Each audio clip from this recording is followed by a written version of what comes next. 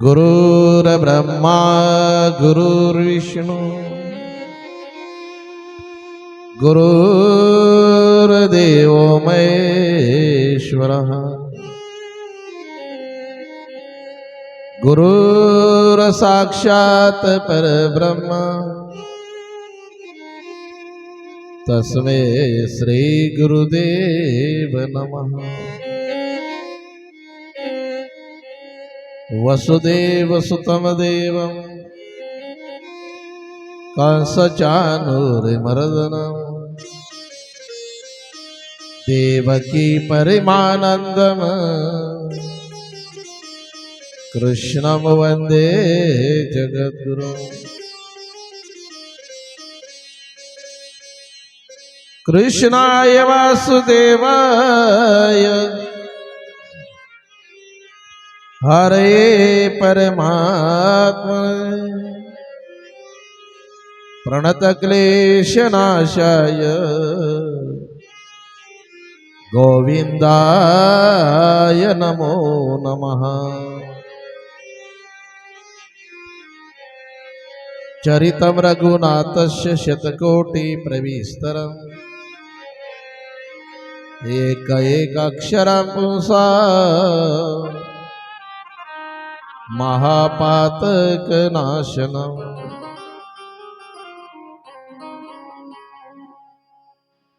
सर्वमंगलमांगल्ये शिवे सर्वार्थसाधिके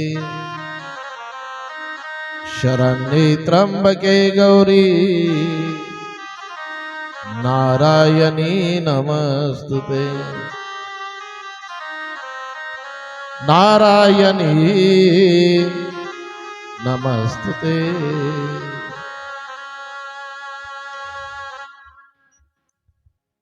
चराचरामध्ये वास करणारे अखंड ब्रह्मांड नायक भगवान परमात्मा आणि अशा त्या भगवान परमात्म्याच्या कृपेने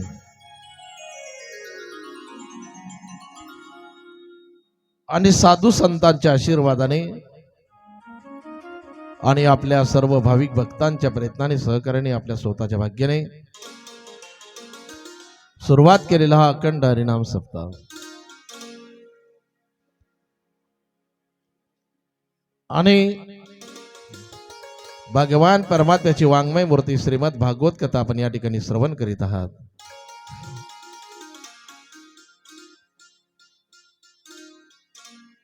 आणि भाग्यवंत आपण आहात,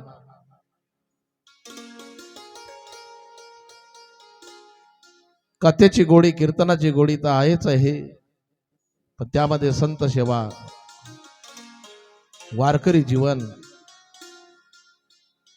आणि धार्मिक कार्याबद्दल आवड आपल्याला आहे। देणगी सुद्धा मागायची गरज पडत नाही, न मागता आणून देतात। मी पाहतो ना इथं अरुण दादाजवळ लगेच जातात, तुकाऱ्याचं काम नाही, त्या फड्यावरती नाव पाहिले।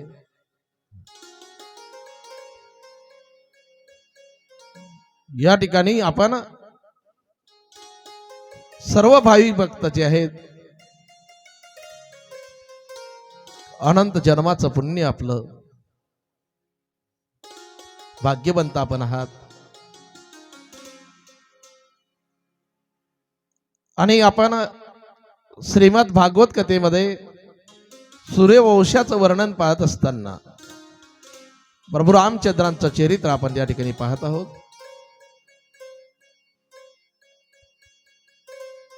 आणि कैकेयीने भरताला राज्य मागितलं, रामाला वनवास।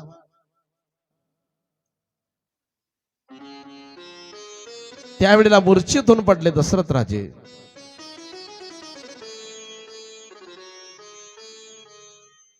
आणि दशरथ राजाने सुमंताला त्या ठिकाणी प्राचारण केले।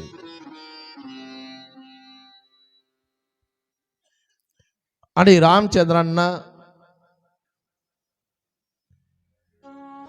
निरोप पाठवला। अरे रामचंद्र आल्यानंतर दशरथ राजाने सांगितलं की कैकेयीची तुझ्या आईची अशी इच्छा आहे की तू वनवासामध्ये जावं 14 वर्ष करता, आणि भरताला राज्य मागितलं. आनंदामध्ये नाचायला लागले रामचंद्र की माझ्या कैकेयी मातेने माझ्या हिताचा विचार केला.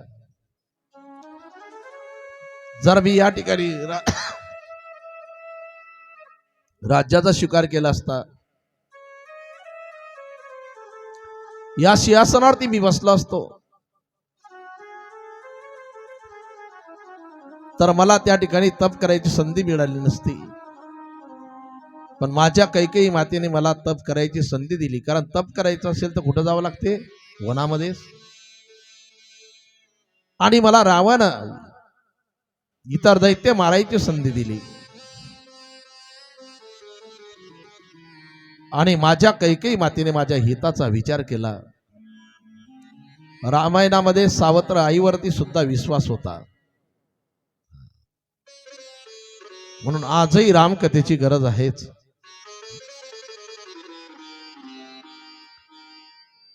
आणि रामचंद्रांनी वनवासाची तयारी केल्यानंतर सीता मातेने सुद्धा सांगितलं की मी सुद्धा येते तुमच्या सोबत. तुमच्याशिवाय मला हा राजमाल म्हणजे हा वनासारखा आहे. ज्या ठिकाणी तुम्ही त्या ठिकाणी मी, मला स्वर्ग सुख आहे.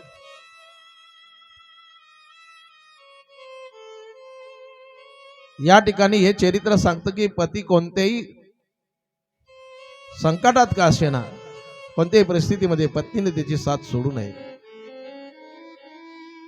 आणि सीता मातेला सांगितलं की तू येऊ नको, त्या ठिकाणी हिंस्र पशु आहेत, त्या ठिकाणी मोठमोठे राक्षस आहेत, भीती दावायचे प्रयत्न केले. पण सीता मातेने सांगितलं की तुमच्याशिवाय माझं जीवन म्हणजे हे अलंकार परिधान करणं म्हणजे गळ्यामध्ये दगड बांधल्यासारखं आहे. नदी किती मोठी असेल पण नदीला पाणी जर नसेल तर तिच्या जीवनाला काही किंमत नाही. तसं तुमच्याशिवाय माझ्या जीवनाला काही किंमत नाही. देह किती सुंदर असू द्या, परंतु त्या देहामध्ये जर प्राणच नसेल तर तो देह काय कामाचा आहे?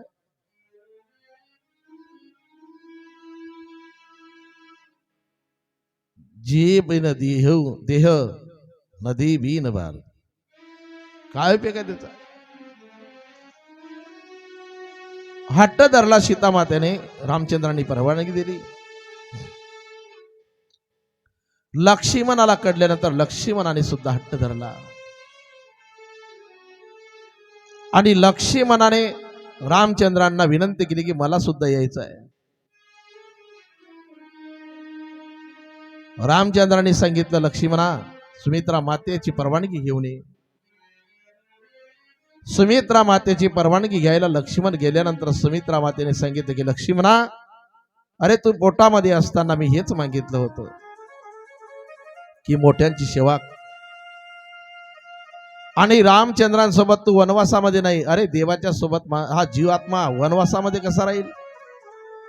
उलट तुझं भाग्य आहे, तुझ्या भाग्यामुळे आणि राम वनवासामध्ये जात आहे. एकट्याला तुला शिवा मिळणार, तुझ्यासारखा भाग्यवान कोणी नाही. अरे न विचारता गेला असता तरी चाललं असतं. आणि लक्ष्मणाने तयारी केली वनवासाची.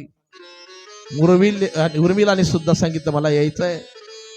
रामचंद्रांनी उर्मिलाला परवानगी दिली नाही की लक्ष्मणा, माझ्या भक्ताने वाल्मिकाने आपल्या तिघांना वनवास सांगितला आणि उर्मिलेला नाही, चौघांना नाही. आणि रथ सजवलेला आहे सुमंताने.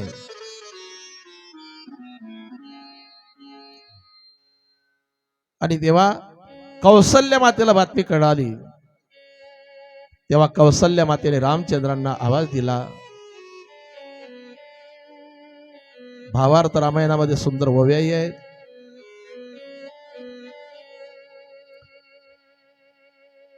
अरे माझ्या रघुनंदना नको जाऊ बाळवना.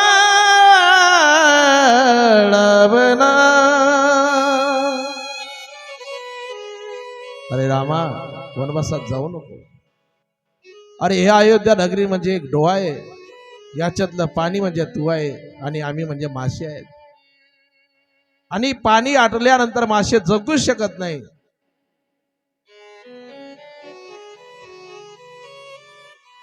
डोईचे आटता जीवन तेवी तळमळती मीन. तेवी अयोध्येचे जन रामाविन तळमळती. रामाविन तळमळती. बाळ माझा कैवल्यदानी कोठे पेसील बाळा पाणी.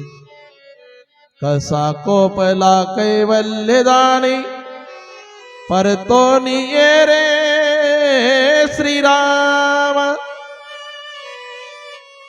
परतोनी ये रे श्रीराम.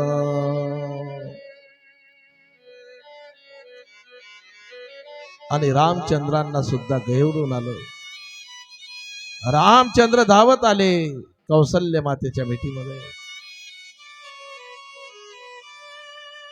आणि रामचंद्राने आईची समजूत घातली की मी जाणार आणि लगेच येणार. आणि 14 वर्ष काही अवघड नाही. आणि माझ्या कैकेयी मातेची इच्छा आहे. आणि आईचं आज्ञेचं पालन करावं हे कर्तव्य आहे. वडिलांच्या आज्ञेचं पालन करावं हे कर्तव्य आहे. आणि त्यावेळेला रामचंद्र प्रभू, सीता माता, लक्ष्मण रथामध्ये बसतात. आणि रथ निघाला. आणि रथ निघाला तेव्हा अयोध्येचे लोक सुद्धा त्या ठिकाणी विनंती करतात, ना जा रे हो रामा, ना जा रे हो रामा, हमें छोड़ कर ना जा रे हो रामा.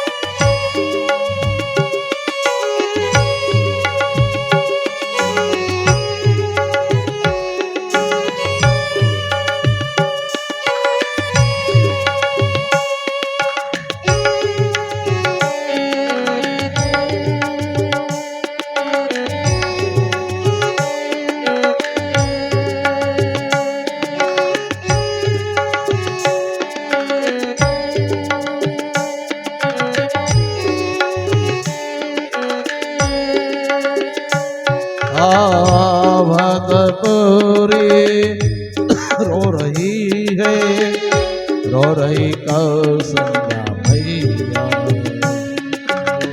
रो रही कौसल्या मैया, रो रही कौसल्या मैया. अवधपुरी रो रही है, रो रही कौसल्या मैया. ओहो रो रही कौसल्या मैया, रो रही कौसल्या मैया. सबके नैन के आंसू बहत है, सबके नयन के आंसू कहत है आजात लौट कर राजा रे ओ रामा राजा रे ओ रामा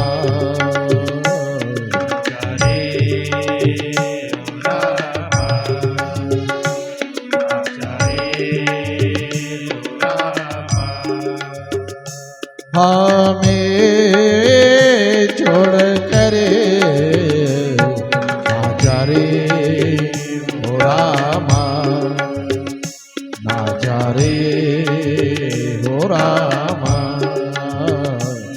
राजा रे आणि अयोध्येचे लोक सर्व रथाला आडवे होतात. सर्वांच्या डोळ्यामध्ये अश्रू आहे आणि सर्वांनी हट्ट धरला की रामा अरे आम्ही सुद्धा येतो वनवासामध्ये. ज्या ठिकाणी देव त्या ठिकाणी आम्ही. अरे अयोध्या नगरीमध्ये जर देवच नसेल तर काय करायचं. आणि जायचंच असेल तर आमच्या अंगावर तुम्हाला हात रथ आमच्या अंगावर हात आणि घालायचा आहे. रामचंद्रांनी ओळखलं त्यांचा भाव की ऐकायला तयार नाही. आणि नंतर तमसा नदीच्या किनारी येतात. रात्री सर्व झोपी जातात. रामचंद्रांनी मध्यरात्रीला सीतामातेला जाग केलं. लक्ष्मण तर जागाच आहे ना. 14 वर्ष लक्ष्मण झोपणार नाही. सुंदर कारण सांगितले रामकथेमध्ये. आणि सुमंताला रस सजवायचं सांगितलं आणि निघाले. लक्ष्मणाने सांगितलं देवा या अयोध्येचे लोक यांना जाग करायचं नाही. म्हणे नाही. अरे यांना जर जाग केलं तर हे आपल्याला सोडणार नाही. आणि वाल्मिक आणि वनवास यांना सांगितलेलं नाही, आपल्याला सांगितलं त्यांना. आणि रथामध्ये बसले निघून गेले. पुढे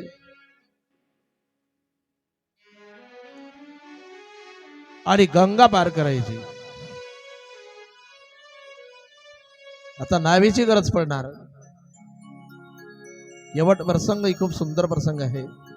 स्वतंत्र रामकथेमध्ये आपण पाहून गेलो. पण आपलं काय चालू आहे श्रीमद भागवत कथा चालू आहे. आणि रामचंद्र प्रभू त्या नावेमध्ये बसतात. त्या केवटाला चरण प्रक्षालन करायची आज्ञा केली.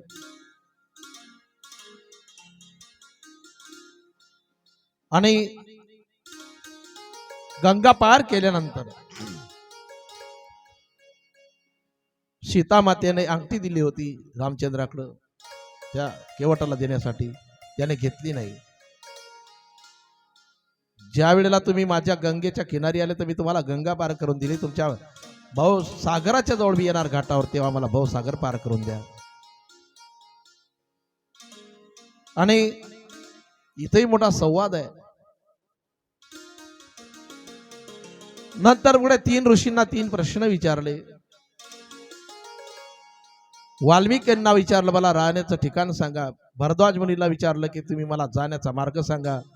आणि अगस्ती मुनींना विचारले की तुम्ही मला राक्षस मारायचे मंत्र सांगा. आणि नंतर पुढे चित्रकूट पर्वतावरती जातात. वाटेमध्ये बरेचसे रानातील निषादराज वगैरे सर्व भेटतात. भिल्ल लोकांची भेट त्या ठिकाणी होते. आणि चित्रकूट पर्वतावरती गेल्यानंतर राहायला लागले. इकडं दशरथ राजे आणि यांचा अंतयात्रा प्रसंग. तेलाच्या नावेमध्ये देह ठेवला, कारण तेलाच्या नावेमध्ये देह खराब होत नाही. नंतर भरत आणि शत्रुघ्नाला आणण्यात आलं. मामाच्या घरी गेले होते युधाजिताकडं. जेव्हा भरत आले ना त्यावेळेला भरताशी कोणी बोलत नाही, सर्व रागाने पाहतात. आणि अयोध्या नगरीमध्ये सर्व भेसूर वातावरण आहे. कावडे वरडतात, कोल्यांचा भुंकण्याचा आवाज, कुत्र्यांचा भुंकण्याचा आवाज. भरताने विचार केला की असं का वातावरण झालं असेल हे. कोणालाही विचारायला जाव तर कोणी भरताकडे पाहत सुद्धा नाही. पाहतात तर रागाने पाहतात. मग आपल्याला खरं कोण सांगेल तर कैकेयी माता सांगेल. कारण कैकेयी मातेच्या महालात गेले भरत. कारण रामचंद्र कैकेयी मातेच्या महालात राहायचे जास्त वेळ कौसल्या मातेपेक्षा. आणि कैकेयीला जाऊन विचारलं की माझे रामचंद्र कुठं आहे. सर्व माझ्याकडे रागाने का पाहतात, काय कारण.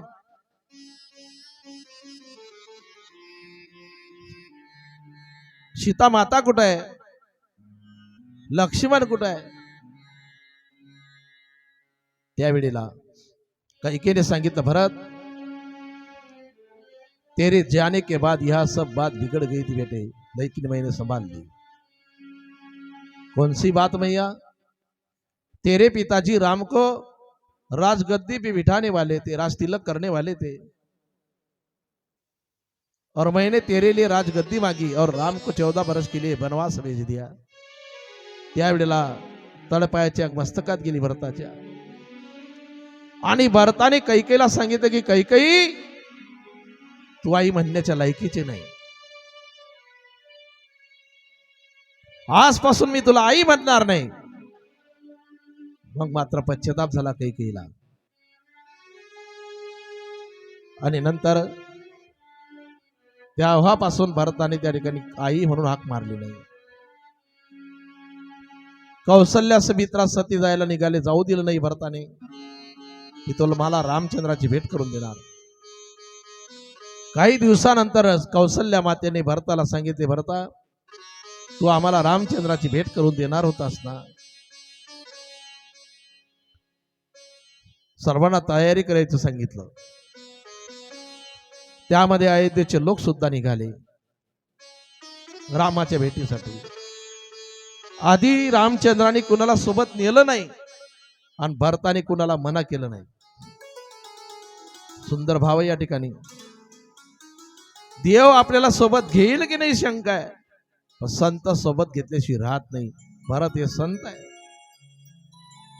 संत म्हणतात यारे यारे लहान थोर, आणि याती भलत्या विचार करण्याची गरज नाही. या सकळांशी येते आया अधिकार.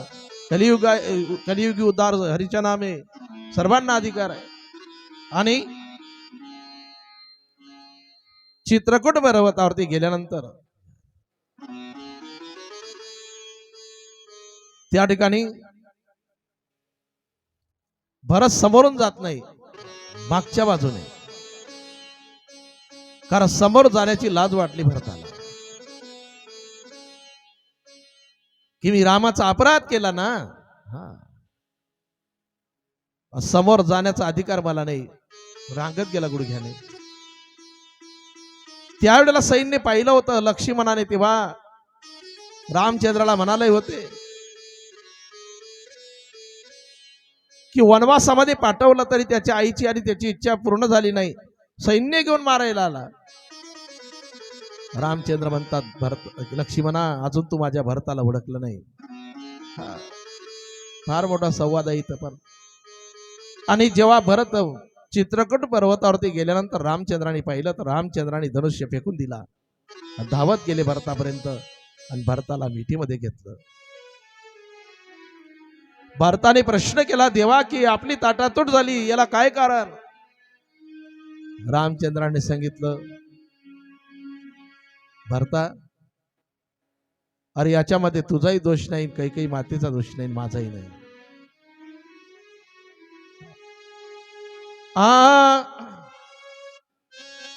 दोन वळक्याची होते सागरात भेट,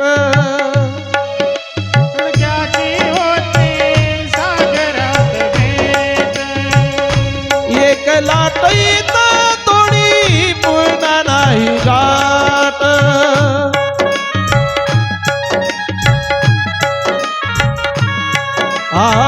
शनिक देवी आहे बाळा हो, शनिक देवी आहे बाळा. खेळ मानवाचा खेळ माणसाचा, दैव जात दुःखे भरिता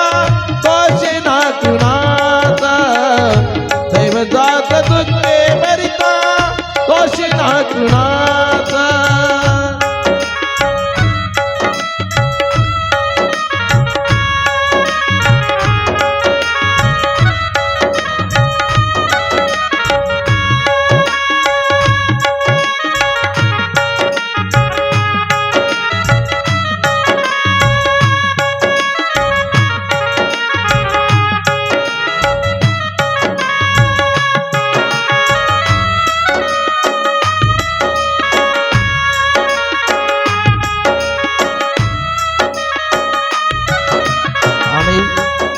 अरे भरता हा तुझाही दोष नाही, काही मातेचा दोष नाही.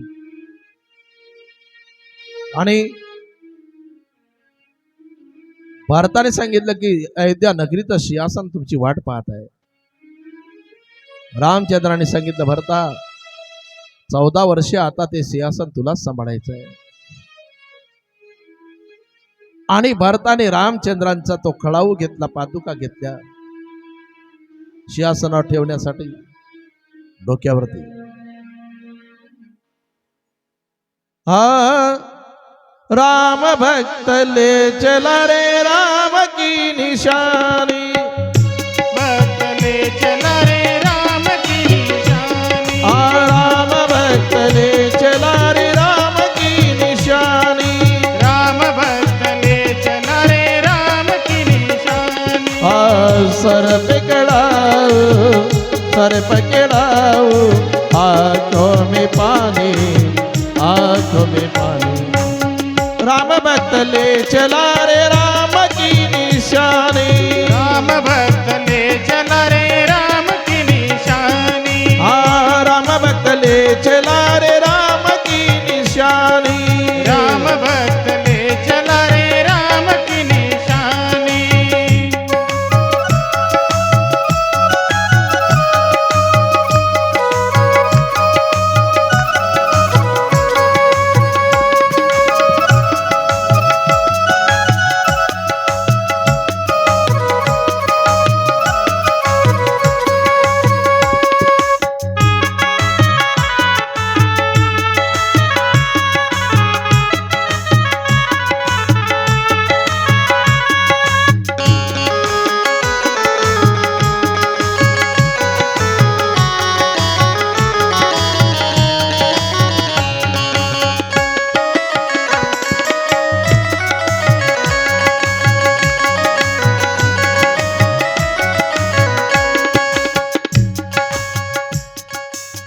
आणि अयोध्या नगरीमध्ये भरत आल्यानंतर त्या सिंहासनावरती त्या पादुका ठेवल्या. आणि आपण नंदीग्रामला गेले, तिथं वलकल्ल परिधान केले, तिथं राहायला लागले. भरत राज्याचा स्वीकार नाही केला. राज्याचा भरताचा काही एक संबंध नाही. जसं चंपा नावाचा फुल त्याच्यावरती भुंगा बसतो, पण या भुंग्याचा आणि त्याचा काही संबंध राहत नाही, तसं भरताचा त्या सिंहासनाचा काही एक संबंध नाही. आणि रामचंद्राने त्या ठिकाणी विचार केला की अयोध्येचे लोक आपल्याला भेटायला आले, यापुढे भेटायला येतील, हा वनवास होणार नाही. 14 वर्षाकरता अयोध्येचे लोक कुणीही भेटू नये, हा खरा वनवास. आणि इतर जर राहिलो आपण तर हे भेटायला येत राहतील आपल्याला. मग चित्रकूट पर्वत सोडण्याचा निर्णय घेतला. लक्ष्मण फलहारायणाला गेल्यानंतर वेगवेगळे फुलं आणले रामचंद्रांनी, आणि वेगवेगळ्या प्रकारचे फुलं आणून त्याचे वेगळे वेगळे अलंकार केले. सीतामातेला उंच दगडावरती बसवले, आपण खाली बसले. एका वृक्षाच्या पानाच्या धोरणात सर्व अलंकार ठेवले. सांगितलं, सीते तुझ्या अंगावरचे सर्व अलंकार उतरून ठेवावे लागले, माझ्यासोबत वनवासात यावं लागलं. आता इथे मी तुला अलंकार देऊ शकत नाही, पण हे अलंकार समजून परिधान कर. सीतामातेने सांगितलं की तुम्हीच माझा मोठा दागिना आहे, बाकीच्या धातूच्या दागिन्याची मला काय गरज आहे. आणि परिधान केले. तेवढ्यामध्ये आकाश मार्गाने इंद्राचा पुत्र जयंत जात होता. आणि जयंत जात असताना त्याने सीतामातेला पाहिलं, आणि त्याच्या मनामध्ये भाव निर्माण झाला की आपण कुठंतरी अंगाला स्पर्श करावा. पण असं जर गेलं तर राम आपल्याला जिवंत सोडणार नाही. कावड्याचं रूप घेतलं त्याने, उजव्या पायाच्या अंगुष्ट्याला चोच मारली. आणि रामचंद्राने बाण लावला धनुष्याला, अनुसंधान साधलं त्याचं. जयंत पुढे बाण मागे, जयंत पुढे बाण मागे. जयंत गेला आपल्या पित्याकडे की मला वाचवा. काय केलं तू? म्हणे असा अपराध केला. त्यावेळेला इंद्राने सांगितलं की मी तुला वाचू शकत नाही. एक वेळ मी तक्षकाला आश्रय दिला होता माझ्या सिंहासनाखाली, आणि जेव्हा सर्प यज्ञामध्ये जन्मेजयाने यज्ञ केला होता ना, सर्प यज्ञ, इंद्राय तक्षकाय स्वा म्हणायला सुरुवात केली, तेव्हा माझंही सिंहासन जायला लागलं होतं. तुला मी सहकार्य करू शकत नाही. पुत्र जर वाईट काम करत असेल तर बापाने त्या ठिकाणी त्याला सहकार्य करू नये, कारण त्याचे ते अवगुण वाढत जातील. परत एक चिंतन असं आहे, बाप जसा बाप तसा पुत्र. हा, इंद्राने काय केलं माहिती नाही का तुम्हाला चरित्रामध्ये? हा, आणि म्हण आहे बाप तसा बेटा, आणि पुढे आहे की नाही? हा,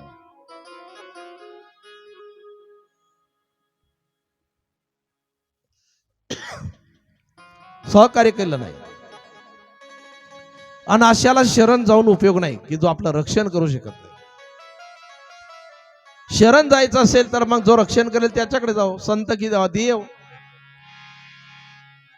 ऐशी आसे शरण जावे, ऐसी आसे शरण जावे, ऐसी आसे शरण जावे,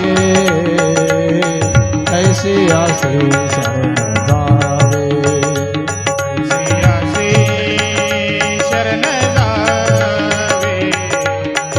ऐसी आसे शरण जावे, ऐसी आसे शरण जावे. शक्ती जीवे न वंचे, अशाला शरण जावं. आणि नारदांना शरण गेला. नारदाने सांगितलं जयंता, अरे ज्याचा अपराध केला ना तू, त्याला शरण जा. रामचंद्रांचा अपराध केला, त्या रामचंद्रांना शरण जा ना, तो रक्षण करतील.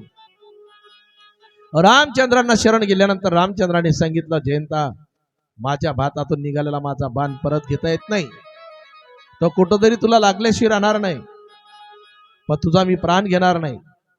मग त्याच्या डोळ्याला तो लागला, म्हणून ते चतुर निघालं. एका डोळ्यानं फुटका आहे पण हाती लागत नाही. आणि नंतर चित्रकूट पर्वत सोडल्यानंतर अत्री मुनीच्या आश्रमामध्ये येतात. अत्री मुनीच्या आश्रमामध्ये रामचंद्र, लक्ष्मण आणि अत्री मुनी यांचा संवाद आहे. आणि सीतामातेला पतिव्रता धर्माचं पालन कसं करावं हे शिकवलं अनुसया मातेने. आणि नंतर पंचवटीमध्ये येतात. पंचवटीमध्ये आल्यानंतर रावणाची बहीण शूर्पणखा येते. शूर्पणखाने त्या दोघांना पाहिल्यानंतर मनामध्ये भाव की या दोघांमध्ये एकाशी विवाह आपल्याला करायचा आहे. सुंदर रूप धारण केले तिने. रामचंद्राकडे गेली तर रामचंद्राने सांगितलं मी या अवतारामध्ये एक पत्नीव्रत धारण केलेलं आहे, लक्ष्मणाकडे जा. लक्ष्मणाने सांगितलं मी रामाचा सेवक आहे, सेवकाला स्वतंत्र अधिकार नाही निर्णय घ्यायचा. नंतर बऱ्याच वेळा आणि लक्ष्मणाने रामाकडे पाठवावं, रामाने लक्ष्मणाकडे क्रोध आला तिला. तिने खरं रूप प्रकट केलं आणि रामचंद्राने आज्ञा केली. लक्ष्मणाने कान आणि नाक तिचे छेदन केले. गेरू सारखा रंग त्या ठिकाणी तिचा आला. धावत खर दूषणकडे गेली आणि खर दूषणांना सांगितलं तिचे भाऊ. आणि खर दूषण येतात त्यांचाही वध रामचंद्र लक्ष्मण करतात. नंतर रावणाच्या लंकेमध्ये गेली. रावण मदिरापान करतोय, नाच गाण्यामध्ये दंग आहे. तिथं गेल्यानंतर सांगितलं धिक्कार असो तुझ्या वैभवाला, तुझ्या बहिणीची अशी हालत करणारे जिवंत आहे. अरे त्यांच्याकडे एक सुंदर स्त्री आहे आणि ते स्त्री मी तुला तुझ्यासाठी मागायला गेले, त्यांनी माझी अशी हालत केली. आणि तेव्हा रावणाने प्रतिज्ञा केली की मी त्या स्त्रीला लंकेची राणी करणार. आता सीतेचं हरण करायचं. मदत कोणाची घ्यायची? मारीच मामाकडे गेला. मारीच मामाला सांगितलं, मामा तुम्हाला मला मदत करायची आहे. काय काम आहे? रामाची पत्नीचं हरण करायचं आहे. अरे म्हणे सर्वांच्या नादी लागड्या पण त्याच्या नको लागलं. अरे मला बिना टोकाचा बाण मारला होता तर 7 समुद्र पार येऊन पडलो. आणि आता तुला त्याची पत्नी पळवायला जर मी मदत केली तर मला तो जिवंत ठेवणार नाही. रावणाने सांगितलं, मला मदत केली तर रामाच्या हातून मरण, नाही मदत केली तर माझ्या हातून. कोणाच्या हातून मरायचं ठरवा. मारीच मामाने विचार केला, झालो हरण तरी येतं मरण, नाही झालो हरण तरी. मग या दुष्टाच्या हातून मरण्यापेक्षा देवाच्या हातून मेलेलं चांगलं. सुवर्ण मृग झाले आणि पंचवटीच्या समोर चरायला लागल्यानंतर सीतामातेने पाहिलं आणि सीतामातेने सांगितलं की मला याचं चर्म पाहिजे. सोन्याचं हरण राहत नाही, पण सीतामाता ही लीला आहे. हे दिसतं नाही, हे सोन्याचं हरणच आहे. पण खरं कधी त्रास देत नाही. त्रास देतं ते खोटं आहे की नाही. संसार खोटा आहे म्हणून त्रास देतो.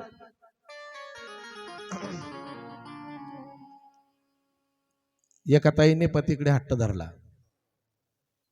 का म्हणे, मला तुम्ही दागिने करणार होते ना? म्हणे पुढच्या वर्षी, परत पुढच्या वर्षी, आता पुढच्या वर्षी. माल चांगला झाला की चाललं. म्हणे लग्नामध्ये माझ्या बापाने केलेले ते तुम्ही मोडले, ते तर करून द्या.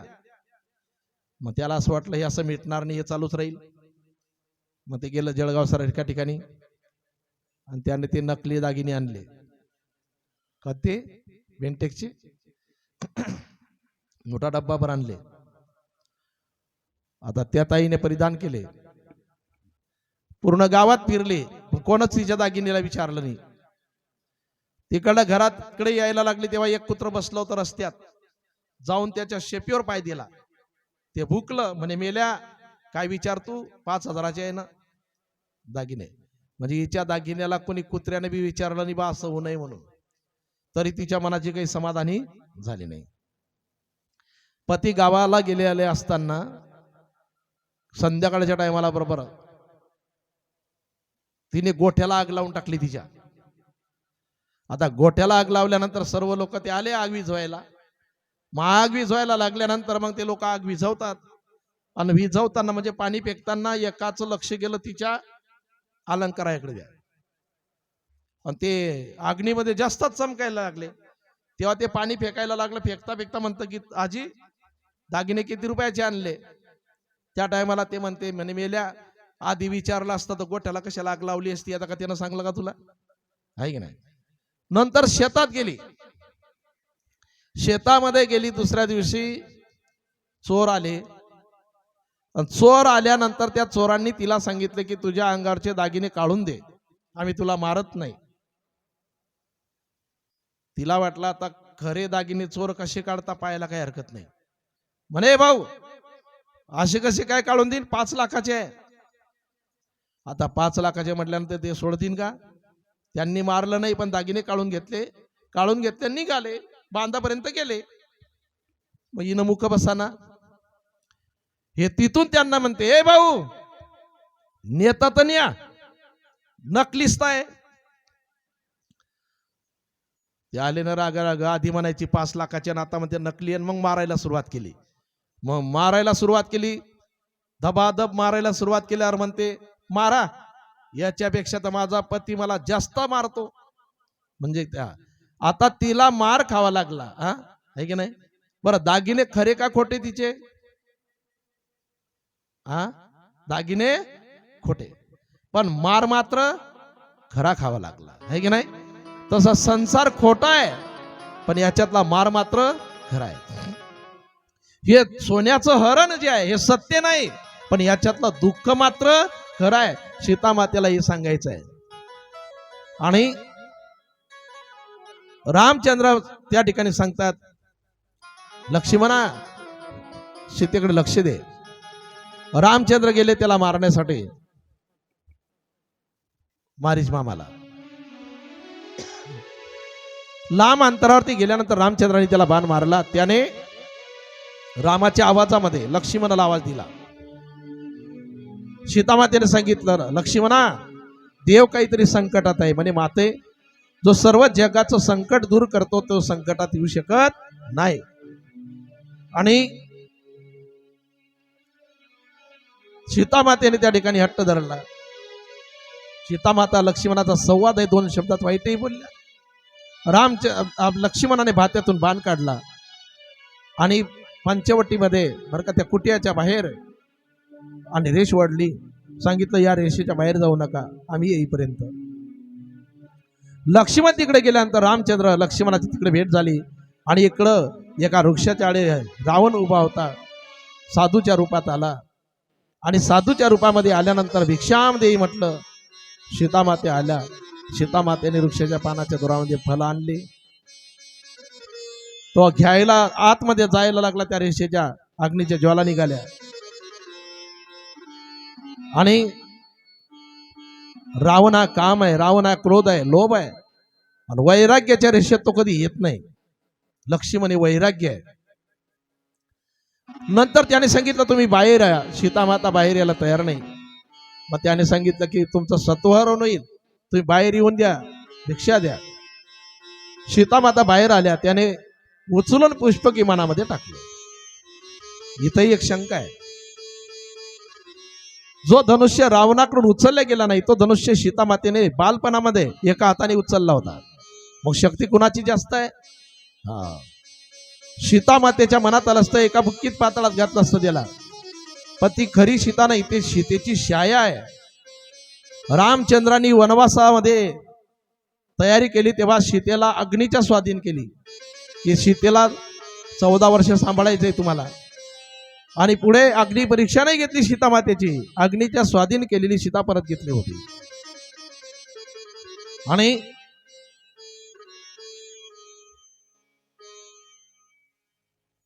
राम आणि लक्ष्मण, सीतामाता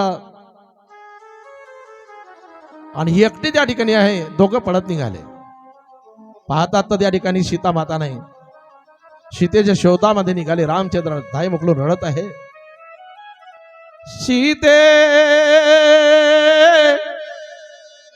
हाय सीते,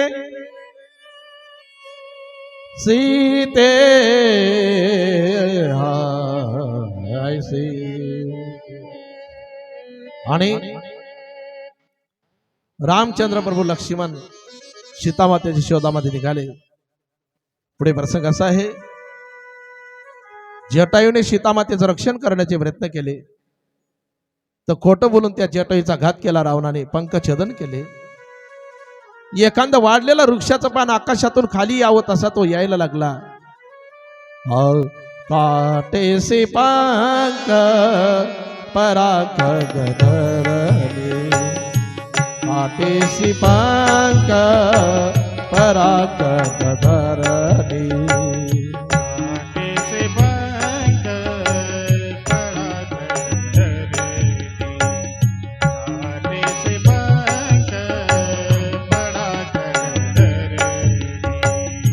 समीरे राम करी अद्भुत करणी,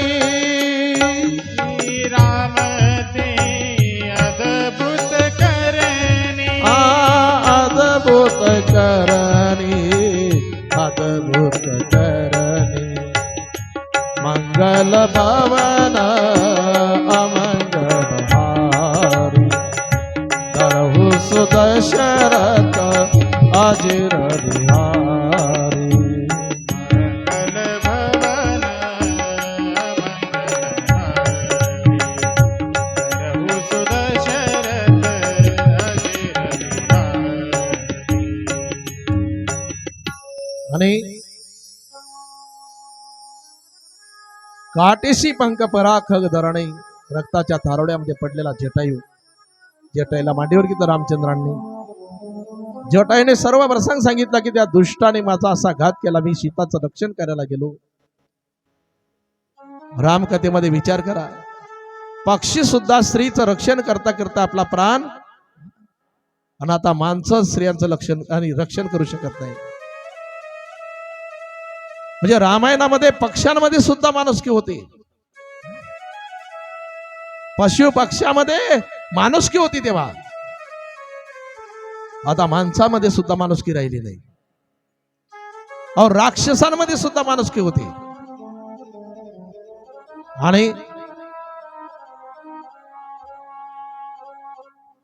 जटायला सांगितलं तुला आता जिवंत करू म्हणे. नाही देवा, जे भाग्य दशरथ राजांना मिळालं नाही ते मला मिळालं. ही मांडी दशरथ राजांना सुद्धा नाही मिळाली, मी पशु आणि पक्षी असताना मला मिळाली. हे माझं भाग्य आहे. आता मला बस माझा फक्त स्वीकार करा, जिवंत करू नका. आणि रामचंद्रांनी त्याचा स्वीकार केला आणि आपल्या हाताने त्याला धन दिलं, पूर्ण विधी केली, उद्धार केला त्याचा त्या यवनीतून. पुढे गेल्यानंतर रामचंद्रांची एक भक्त वाट पाहत होती बालपणापासून. आता जीर्ण झालेला देह आहे, पूर्ण म्हातारपण आलेलं आहे. आणि बाल्यावस्थेमध्ये असताना तेव्हापासून वाट पाहत आहे. कारण गुरूंनी सांगितलं होतं, मातंग ऋषींनी, की शबरी तू माझ्या आश्रमाची सेवा केली बेटा, तुला राम भेटायला येईल.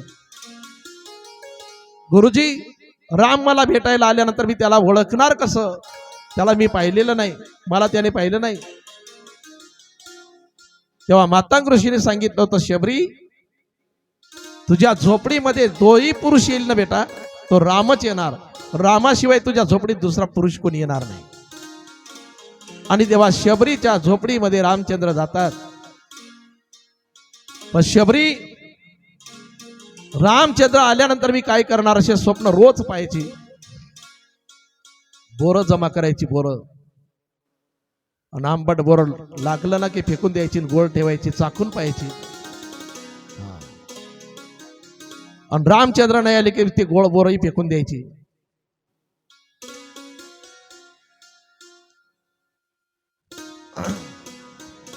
जब मेरे राम जी का आवनी होगा, शबरी के कुटियों का पावन होगा, शबरी के कुटियों का पावन होगा. जब मेरे राम जी का आवन होगा, जब मेरे राम जी का आवन होगा, शबरी की कुटिया का पावन होगा, शबरी की कुटिया का पावन होगा.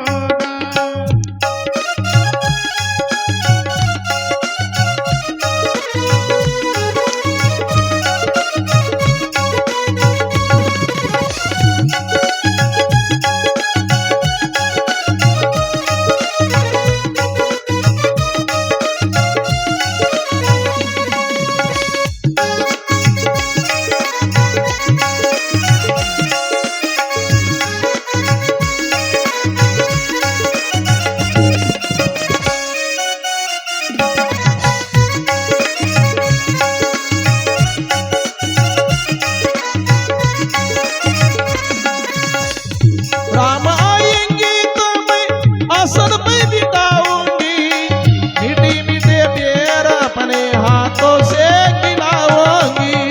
मीठे मीठे मेरे अपने हाथों से खिलाऊंगी, मीठे मीठे मेरे अपने हाथों से खिलाऊंगी. साथ साथ लखन जी का दर्शन होगा, साथ साथ लखन जी का दर्शन होगा, शबरी के कुटियों का पावन होगा, शबरी के कुटियों का पावन होगा. जब मेरे राम जी का आवन होगा, जब मेरे राम जी का आवन होगा, शबरी की कुटिया का पावन होगा, शबरी की कुटिया का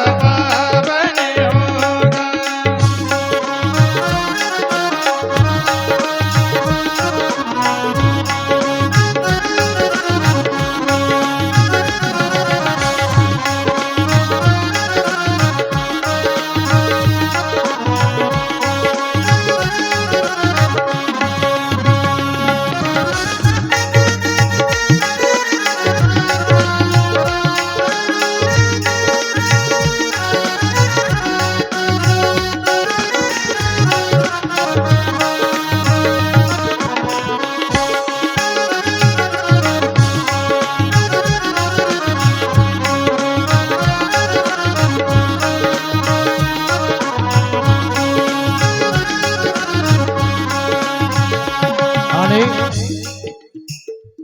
रामचंद्र येतात आणि रामचंद्र आल्यानंतर शबरीला आनंद झाला. आणि आता रामचंद्रांचे चरण प्रक्षालन करायचे तर कोणतंही भांडणही जवळ, कारण कंदमुळं खायची, गंगेवर पाणी प्यायची आणि रामाची साधना करायची. उंच ठिकाणी रामचंद्रांना बसवले, चरणाच्या खाली दोन्ही हात घातले, आपल्या दोन्ही हाताचं भांड केलं आणि मस्तक टेकवलं आणि रडायला सुरुवात केली शबरीने. आणि आपल्या डोळ्यातील आसवांनी चरण प्रक्षालन केले देवाचे.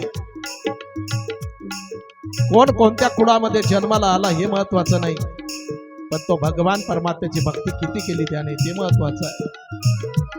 सत्यकर्म किती केलं जीवनामध्ये,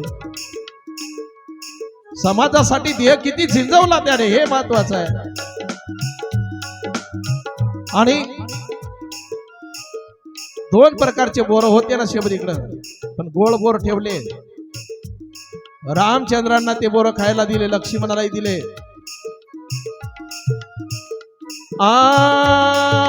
बिन बिन फललाई शबरी दोन न्यारे न्यारे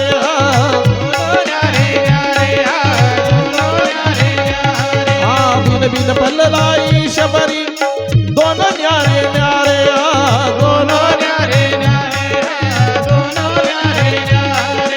आरती साथ प्रार्थना कीनी,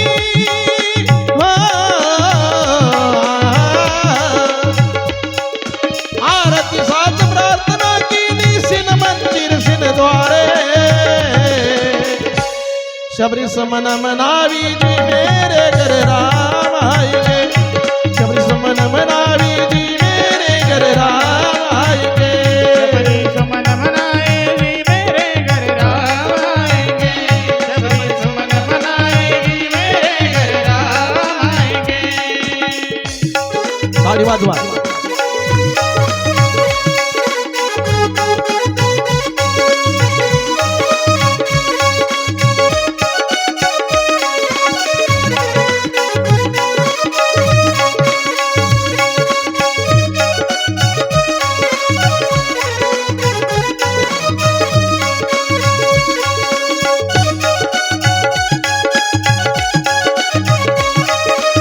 वाजवा.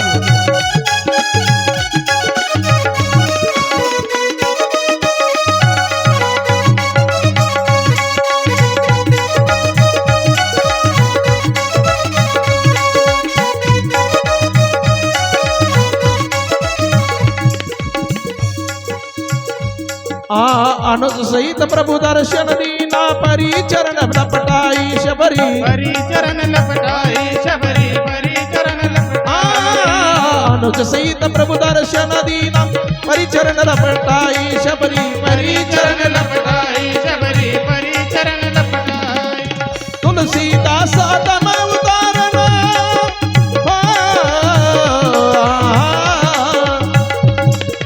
तुलसीदास आदम उतारन, गुण रघुपति का गाई, शबरी सुमन मनावी जी मेरे घर राम आएंगे, सुमन मनाएगी मेरे घर राम आएंगे, शबरी सुमन मनावी जी मेरे घर राम आएंगे, शबरी सुमन मनाएगी मेरे घर राम आएंगे. आरे आरे आरे रामा, हरे हरे राम, मेरे रामा रामा, आरे आरे आरे रामा.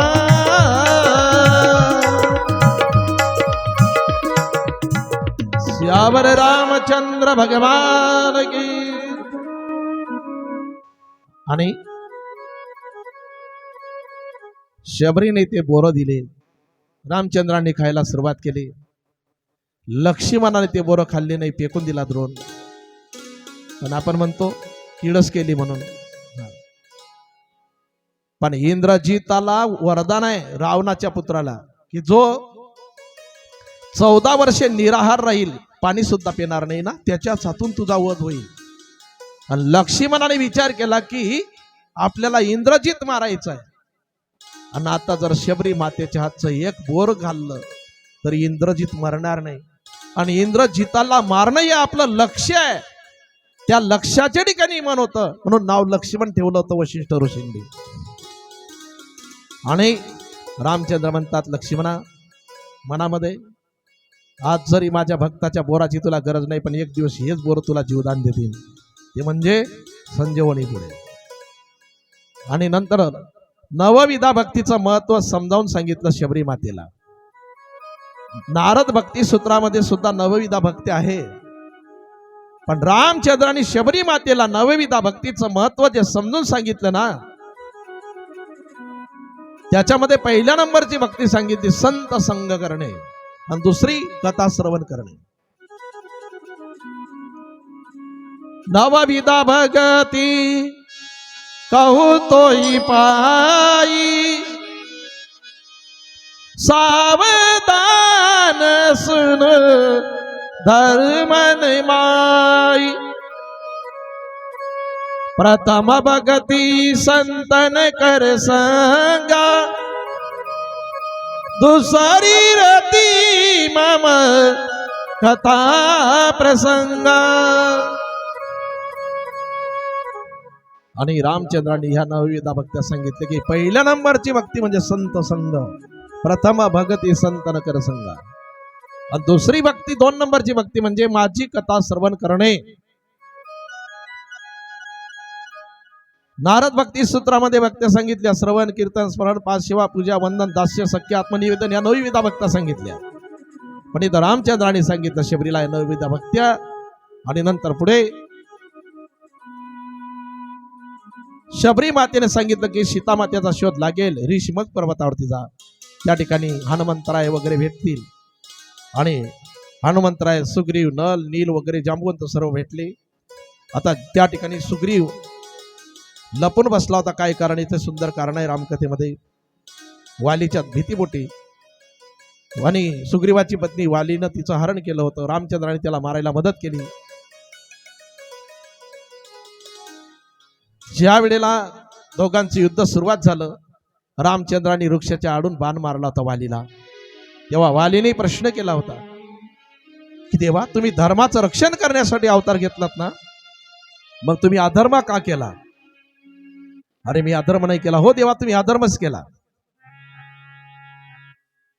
धर्म ये तो अवतरे हो गोसाई,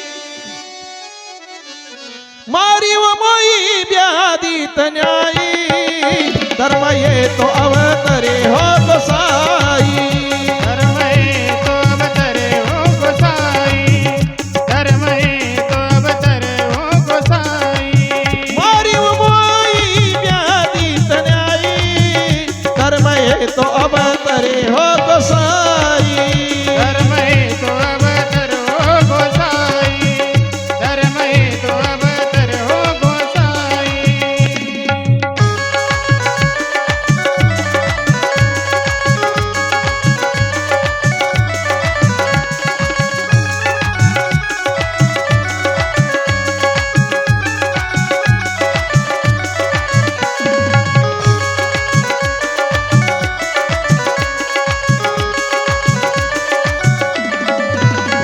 मैं बहरीस गरीब प्यारा, कारण कवन नाथ मोई मारा. कारण कवन नाथ मोहि मारा, कारण कवन नाथ मोहि मारा. आ मंगल भवना मंगल आरी, करऊ सुख शरत जीर बिहारी. धरहु सुदशरथ अजीर बिहारी, धरहु सुदशरथ अजीर बिहारी. आणि रामचंद्राने सांगितलं मी अधर्म नाही केला, धर्मच केला. तू भावाच्या पत्नीचं हरण केलं, तुला मारणं गरजेचं आहे, तू पापी आहे. तेव्हा वालीने प्रश्न केला, देवा मी पापी आहे? हा, मग भक्त सांगतात तुमचे ते खोटं आहे का? काय महिमा वर्णो आता सांगतो मी किती. कोटी ब्रह्म हत्या आहे की नाही? मग मी जर पापी असता देवा तर तुमचं दर्शन मला झालं असते, तुमचं मुख मला दिसलं असतं. आणि मी पापी जर असता तर मला तुमची मांडी मिळाली नसती, तुम्ही माझ्याकडे पाहिलं नसतं, मी तुमच्याकडे पाहिलं नसतं. तुम्ही माझ्याशी बोलतात देवा, मी तुमच्याशी बोलतोय याचा अर्थ मी पापी नाही. देवालाही आता त्याच्या प्रश्नाचं उत्तर देता आलं नाही. तुला जिवंत करू म्हणजे नाही, फक्त आता माझा स्वीकार करा. आणि नंतर किष्किंधा नगरीचा राजा बनवलं सुग्रीवाला. वचन दिलं होतं सुग्रीवाने की तुम्ही मला माझी पत्नी सोडायला मदत करा, मी सीतामाता शोधायला मदत करेल. नंतर सागराच्या किनारी सर्व येतात. आता लंकेत जाणार कोण प्रश्न आहे. सर्वांनी हनुमंतरायाची निवड केली. हनुमंतराय म्हणाले की मलाही जमणार नाही, शक्य नाही, लंकेत जाणं, सागर पार करणं आहे. सर्वांनी सांगितलं हनुमंतरायाला, अहो तुमची शक्ती तुम्हाला माहिती नाही. हा, बालपणामध्ये तुम्ही सूर्याला धरायला गेले, हा, सागर पार करणं काही अवघड नाही. रामचंद्रांनी अंगठी दिली सीताला दाखवण्यासाठी, ते अंगठी घेतली मुखामध्ये, कारण सागर जर पार करणार तर ते मुद्रा मुखामध्ये गेली पडेल. म्हणजे ज्याच्या मुखात रामाची मुद्रा आहे तोच सागर पार करतो. कोणता? भाऊ सागर. हा, आणि जे श्रीराम म्हटले, उड्डाण घेतले हनुमंतरायाने, निघाले. सुरसा सापांची आई परीक्षा पाहण्यासाठी पाठवलं देवाने. अक्राळ विक्राळ रूप घेतलं. आणि मी तुला गिळणार, बऱ्याच दिवसाची भुकी आहे. हनुमंत म्हणाले मला आधी लंकेतून जाऊन येऊ दे, नंतर महाराज. म्हणे कोणी एवढं इमानदार नाही. हनुमंतरायाने सांगितलं आम्ही राम भक्त आहे, खोटं बोलणार नाही, ऐकायला तयार नाही. म्हणे मी तुझ्या मुखात येतो एक वेळ, पण तुझ्या मुखात आलो ना की मग मला गिळून टाकायचं, बाहेर आला तर गिळायचं नाही. हनुमंताने आपला देश 100 कोस आपल्या भाषेमध्ये वाढवला. मग आता तिला जास्त मुख मोठं करावं लागेल की नाही. हा, परत अजून हनुमंतरायाने मोठा देह केला, अजून तिला मोठं मुख पसरावं लागलं. नंतर सूक्ष्म रूप धारण केलं हनुमंतरायाने, मुखात गेले. आता ते एवढं मुख तिचं बंद करायला टाइम लागणार ना, तेवढ्यामध्ये तिच्या मुखात गेले, मस्त भजन गिजन केलं, मग उडी मारली. म्हणे आता गिळायचं नाही. तिनेही आपलं खरं स्वरूप प्रकट केलं की हनुमंता, मी तुला मारायला नाही, परीक्षा पाहण्यासाठी आले होते की जे सीता शोधायला जात आहे ते बुद्धिवान आहे की नाही. नंतर देवतांनी ठरवलं की हनुमंतराय बुद्धिमताम वरिष्ठम. आणि नंतर हनुमंतराय निघाले, लंकेमध्ये आले. लंकेमध्ये पाणी करतात. त्या ठिकाणी कुठेही भगवा पताक नाही, तुळशीत वृंदावन नाही, कारण लंका होती ना ती. हा, पण एका घरामध्ये भजनाचा आवाज आला कानावरती.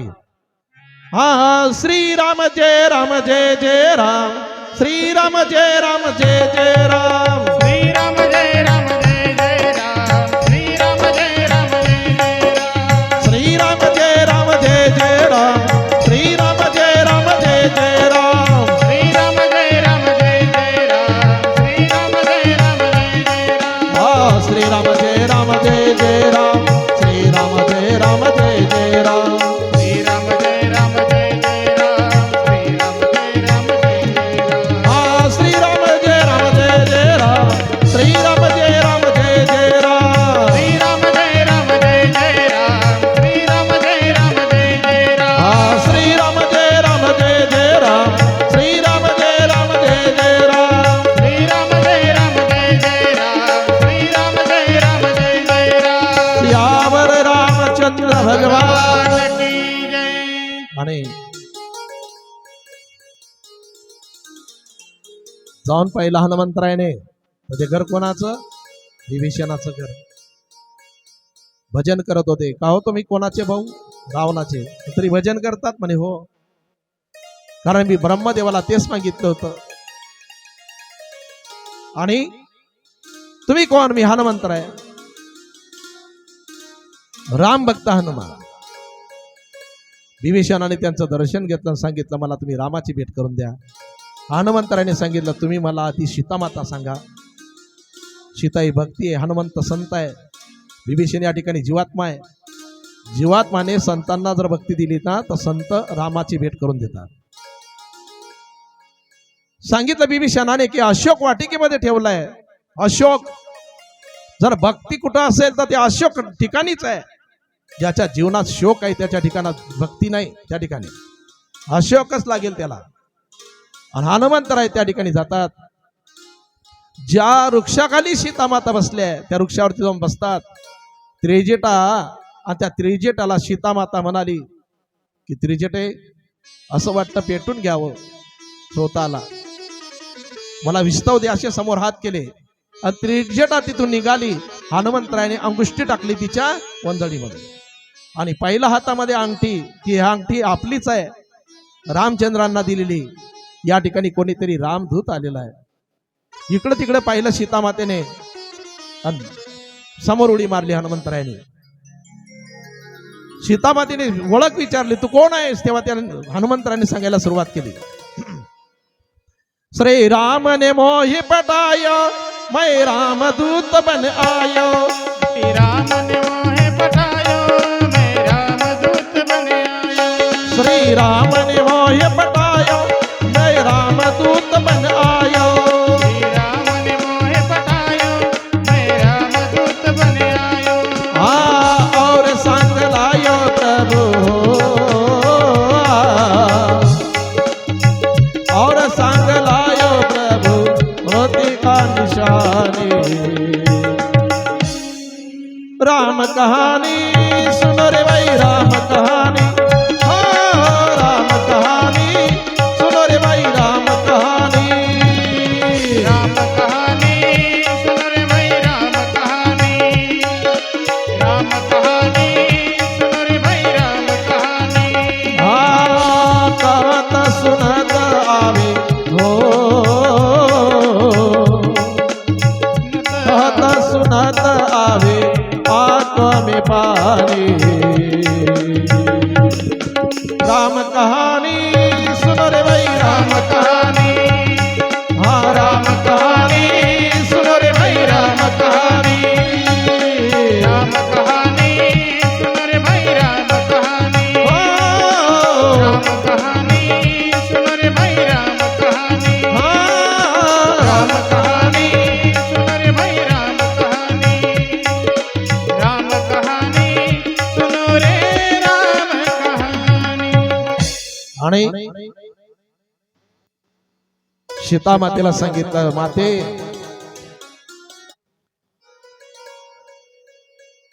माझ्या मनात आलं तर रावणाचा वध मी करून तुम्हाला घेऊन जाऊ शकतो.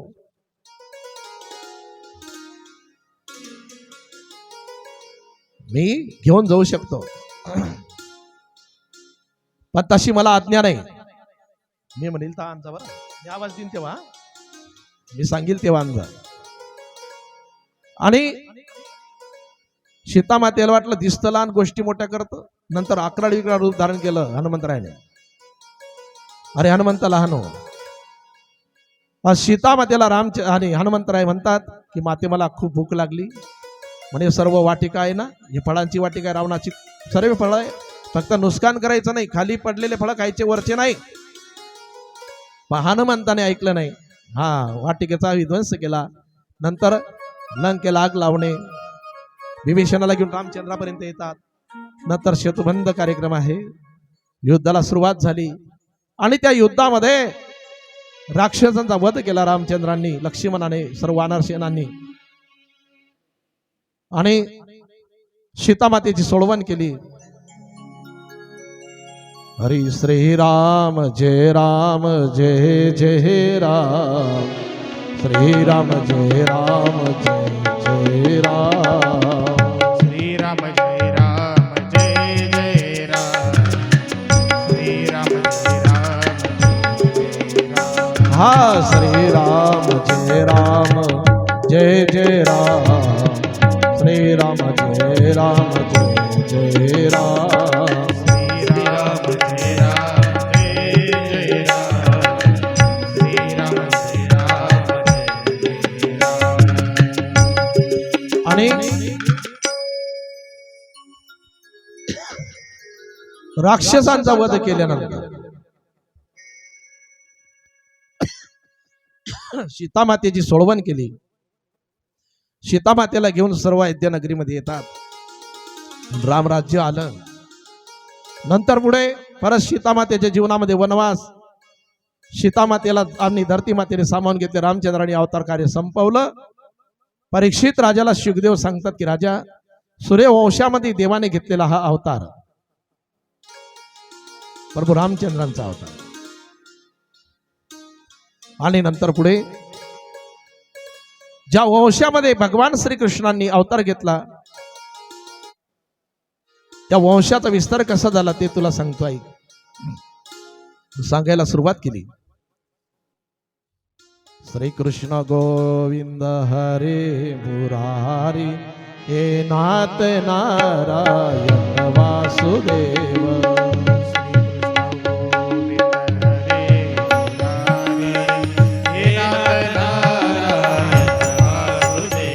हा श्रीकृष्ण गोविंद हरे मुरारी हे नाथ नारायण वासुदेव.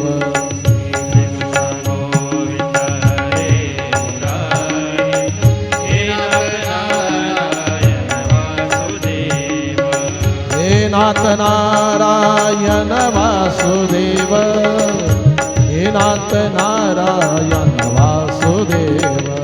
हे नाथ नारायण वासुदेव हे नाथ नारायण वासुदेव. श्री कृष्ण गोविंद हरे मुरारी हे नाथ नारायण वासुदेव.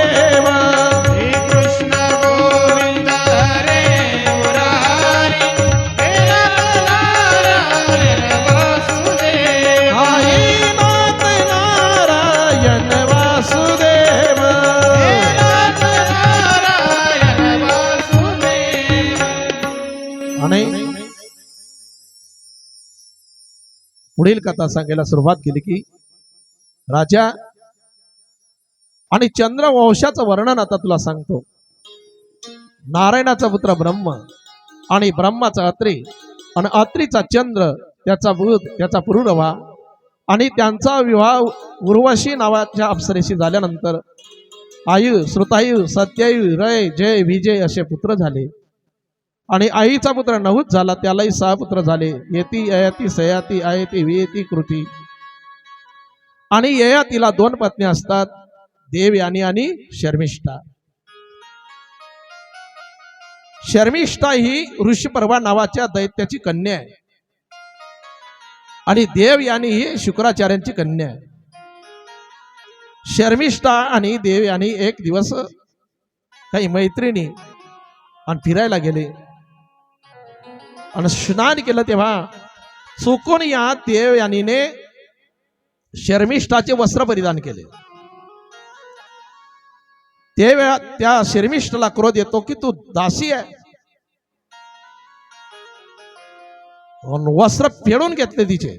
विवस्त्रावस्थेमध्ये तिला विहिरीमध्ये टाकून दिलं कोरड्या. महालात आले आणि ययाती राजा त्या रानामध्ये गेल्यानंतर त्याच्या कानावरती तो आवाज आला. त्या राजाने आपल्या हाताने तिला वरती काढले. त्यावेळेला देवयानीने सांगितलं की तुम्ही माझ्या देहाला स्पर्श केला, आता माझ्या शिवा करायला लागेल. देवयानीने शुक्राचार्यांना सांगितलं संपूर्ण प्रसंग की असा त्रास मला हिने दिला. शुक्राचार्य क्रोधायमान झाले.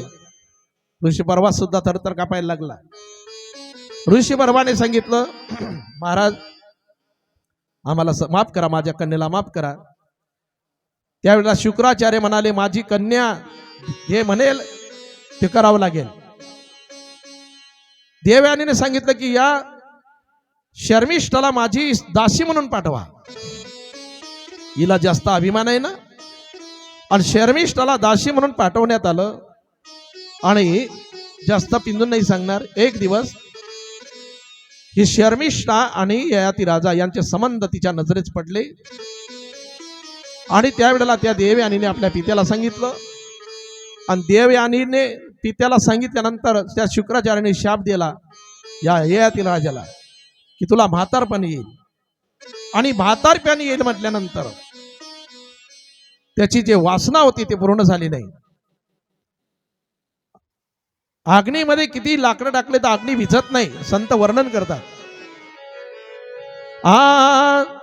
विषय शवोनी कोण तृप्त झाला विषय शवोनी कोण तृप्त झाला विषय सेवोनी कोण तृप्त झाला विषय सेवोनी कोण तृप्त झाला इंधने निमाला अग्नी जैसा इंधने निमाला अग्नी जैसा विषय शवोनी कोण तृप्त झाला विषय शवोनी कोण तृप्त झाला विषय सेवोनी कोण तृप्त झाला विषय सेवोनी कोण तृप्त झाला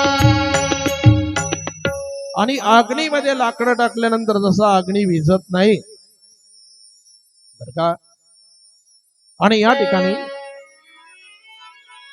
विनंती केली की मला माझं तारुण्य पण परत करा मी पुन्हा अशी चूक करणार नाही तेव्हा सांगितलं की तुझा जर एखादा पुत्र तुला तारुण्य पण देत असेल तर त्याचं तारुण्य पण तुला मिळेल तुझं म्हातार पण त्याला जाईल आणि प्रसंग असा आहे देवयानीला तुर्वसु यदू आणि माधवी असे पुत्र होते आणि शर्मिष्ठाला द्रुह अनु आणि पुरु आणि पुरु नावाच्या पुत्राचं तारुण्य पण मागितलं त्याने दिलं आणि नंतर पश्चाताप झाला त्याला कारण त्याचं तारुण्य पण परत करून दिलं आणि पुढे प्रसंग आहे त्या पुरुचा पुत्र पुढे दुष्यंत झाला आणि त्या दुष्यंताची पत्नी शकुंतला आणि त्या शकुंतलेचा पुत्र म्हणजे भरत यदू वंशात पुढे सुरसेन नावाचा राजा झाला आणि त्याची पत्नी मरीषा त्याला 10 पुत्र आहे आणि 5 मुली झाल्या त्यामध्ये मोठा मुलगा म्हणजे वसुदेव आणि मोठी मुलगी म्हणजे कुंती आणि विदर्भ देशाचा राजा आहे आहुक राजा आणि आहुकाला 2 मुले आहेत देवक आणि उग्रसेन आणि देवकाची मुलगी आहे देवकी आणि उग्रसेनाचा पुत्र आहे कंस आणि एक वेळ गजर करा अरे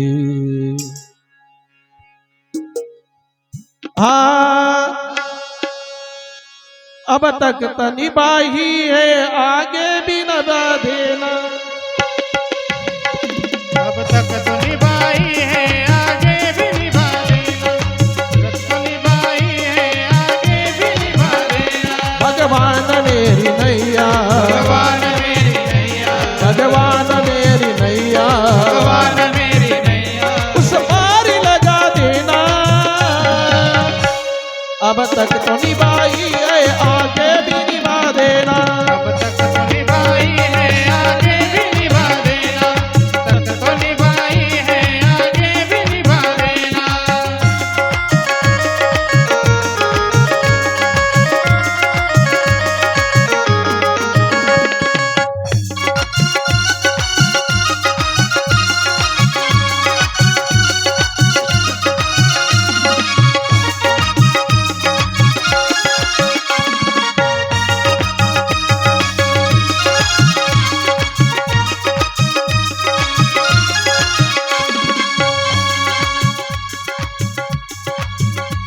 दल दल के साथ माया दल के साथ माया घेरे जो मुझको आके तेरे जो मुझको आके तुम देखते न रहना देखते न रहना तुम देखते न रहना देखते न रहना आके बचा लेना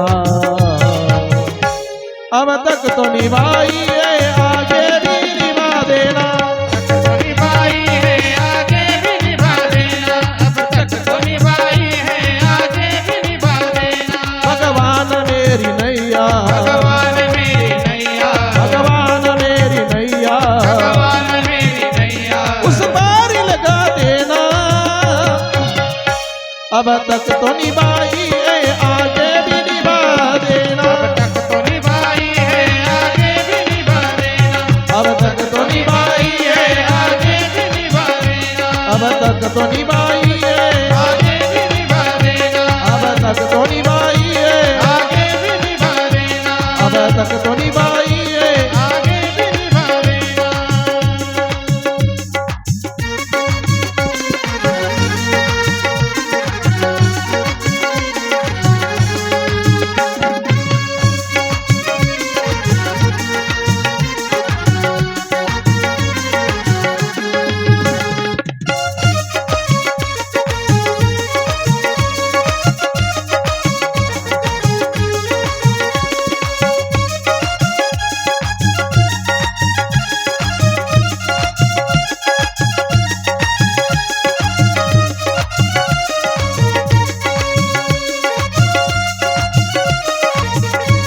गोपाल कृष्ण भगवान की राधे राधे, जय श्री राधे।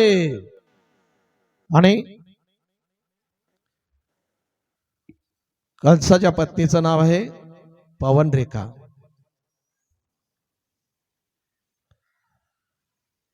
आपल्या आईचं नाव,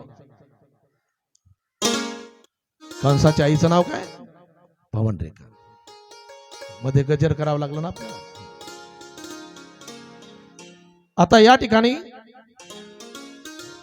कंसाचा बापही चांगला आहे, आई सुद्धा चांगली आहे, मग तरी सुद्धा असा दुष्ट जन्माला का आला? काय कारण आहे? तर पवनरेखा ही गरोदर असताना आकाश मार्गाने द्रुमिल नावाचा दैत्य जात होता आणि त्या द्रुमिल नावाच्या दैत्याची शाया पडलीच्या गर्भावरती द्रुमिल नावाच्या दैत्याची शाया पडल्यामुळे तसा तो जन्माला आला। नाही तर बापही राक्षस नाही, आई राक्षस नाही, पण राक्षस प्रवृत्तीचं जन्माला आलं। म्हणून त्या अवस्थेमध्ये कोणाची संगतीत जाऊन बसू नये, पारायण करावं, चांगल्या संगतीत जाऊन बसावं, भजन कीर्तनाची आवड असावी। आणि सुरसेनाचा पुत्र वसुदेव यांना अनेक पत्न्या होत्या। धृतदेवा, शांतीदेवी, उपदेवा, पोरणी, भद्रा, मदिरा, रोचना, ईला, ताम्रा, रुकदेवी, रोहिणी, सुतनु, रतराजी, श्राद्धदेवी, एवढ्या पत्न्या, व पुत्र संतान झालं नाही। कंस हा वसुदेवाचा बालपणीचा मित्र आहे आणि कंसाने सांगितलं की तुम्ही माझ्या बहिणीशी विवाह करा, माझी चुलत बहीण आहे देवकी, तिच्याशी विवाह करा। म्हणे आता विवाह करण्याची इच्छा नाही, लागेच तर त्याने तलवार काढली। दुष्ट माणूसाचा स्वभाव केव्हा जागृत होईल सांगता येत नाही। जबरदस्ती विवाह करायला लावला आणि त्या विवाहामध्ये रथाचा सारथी स्वतः झाला। आधी काढायचे ना लग्न लावून आलं की सर्कस काढायचे, हे ना, लग्न चालायचं 3-4 दिवस। नरदेव नवरीला पूर्ण गावामध्ये लाईट बी नव्हते, पण ते धेंटके टेंबे का होईना, आहे ना, तो आनंद। आता काय नाही, नरदेव नवरी लग्न लागून तिकडे आले की पहिले जानोसाय होता गावामध्ये, आहे ना, एकदम आणायचे नाही घरी। हा चला, आणि रथाचा सारथी स्वतः झाला होता कंस। लोकांनाही वाटलं की चांगला झाला, सुधारला आता हा, पण दुष्ट माणूस कधी सुधरत नाही।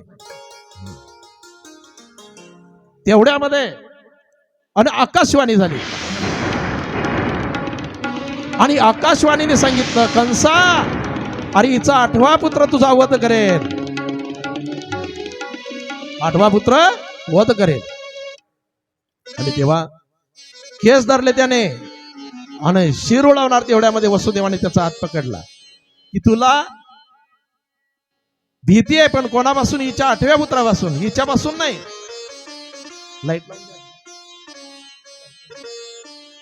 मग आम्हाला बंदी खाण्यामध्ये टाक, जो जो पुत्र होईल ना तो तो आम्ही तुला देणार। आणि बंदी खाण्यामध्ये टाकलं। प्रसंग असा आहे,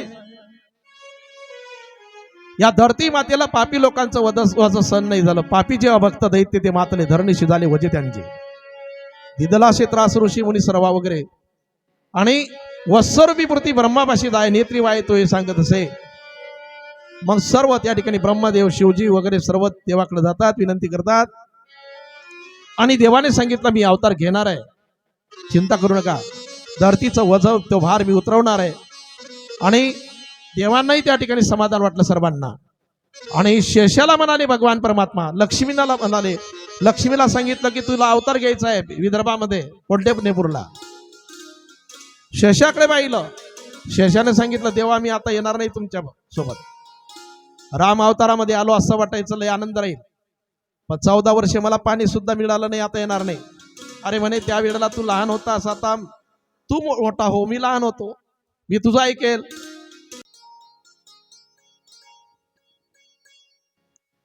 सर्व तयारीमध्ये लागले. इकडं बंदी खाण्यामध्ये आणि पहिला पुत्र जन्माला आला, त्याचं नाव आहे कीर्तिमान. आणि त्या कीर्तिमानाला हृदयाला कवटाळले देवकी मातेने की आता याला मारणार, भाऊ मारणार. कंसाला माहित पडलं, कंसाने ते बाळाला घेतलं. पण ते बाळ पाहिल्यानंतर, लहान मुलगा कोणाचंही असो तुम्ही विचार करा, आहे की नाही, देवासारखं असते. मग त्याने विचार केला की याच्यापासून भीती नाही, आपल्याला परत करायला काही हरकत नाही. आणि ते बाळ परत केलं की 8व्यापासून भीती आपल्याला याच्यापासून नाही. पण देवतांची मीटिंग भरली आणि देवतांची मीटिंग भरली त्या ठिकाणी एक माळ दिली नारदांना पाठवलं ना. कंसा तर या माळीतला पहिला म्हणे ओळखता येईल, म्हणे नाही. फुल दिलं, म्हणजे या फुलातली पाकडी कोणती पहिली माहिती आहे, म्हणजे नाही. तसा तोही 8वा सांगितलं, पण पहिला येऊ शकतो. अरे 8ला 1 मान उलटी गंती कर, हा 8वा भरतो. गेला आणि ते बाळ घेतलं आणि महालाच्या बाहेर गरगर फिरवलं. एका शिडेवरती आपटल्यानंतर टमाटर सारखं फुटलं. ते असे 6 बालक मारले, 6ही मारत दुराचारी. 7वा गर्भ आणि रोहिणीच्या ठिकाणी नेला योग मायेने. रोहिणी उदरी शेषवाडी भद्र या तव समग्र वारे तुम्ही, देवाने तेव्हाच सांगितलं होतं. आणि रोहिणीच्या ठिकाणी नेल्यानंतर याला वाटलं की आपल्या भीतीपोटी 7वा गर्भ नाहीसा झाला. आणि नंतर 8व्यांदा त्या देवकीचं ते चमकायला लागलं, सूर्यासारखं चमकायला लागलं. तेव्हा थरथर कापायला लागला. प्रत्येक ठिकाणी कृष्ण दिसायला लागला त्याला. मला मारायला आला कृष्ण, मला मारायला आला. हो, त्या ठिकाणी कोणाकडेही पाहिलं ना की त्याला कृष्णच दिसायचे. अजा सर्प न्याय कीटक भ्रमर दिसती नारी नर कृष्ण रूप, सर्व कृष्ण रूप दिसायला लागले. आणि नंतर पुढे बंदोबस्त वाढवला. आणि बंदोबस्त वाढवल्यानंतर भगवान परमात्म्याचा अवतार झाला. मध्यरात्रीला चतुर्भुज अवतार घेतला देवाने. तो का आपल्यासारखा अवतार नाही. अयोनी संभव नो एकाई श्रमी नाम याचा स्वामी प्रगटला. आणि भगवान परमात्मा त्या ठिकाणी प्रगट झाले. वसुदेव देवकी म्हणाले देवा तुम्ही लहान व्हा, असं बाळ नाही येत. लोक तुम्हाला आमचा पुत्र म्हणणार नाही आणि आम्हाला तुमचे माता पिता म्हणणार नाही, तुम्ही लहान व्हा. देव लहान झाले. जैसा केला तैसा होय, दावे सोय धरवले. आणि नंतर पुढे मला इथं ठेवू नका, देवाने सांगितलं मला इथं ठेवू नका. मग कुठं न्यायचं आहे? नंदाच्या घराला नंदाच्या घराला मज येई गोकुळाला मज येई गोकुळाला नंदाच्या घराला नंदाच्या घराला मदने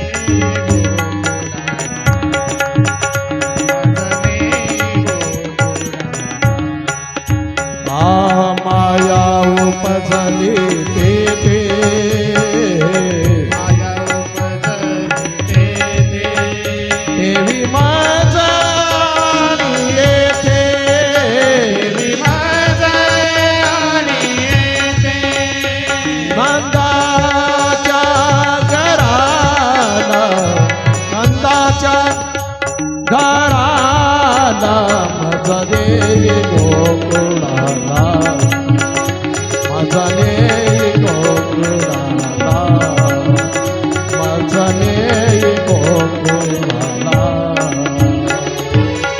नंदाच्या घराला नंदाच्या घराला मदने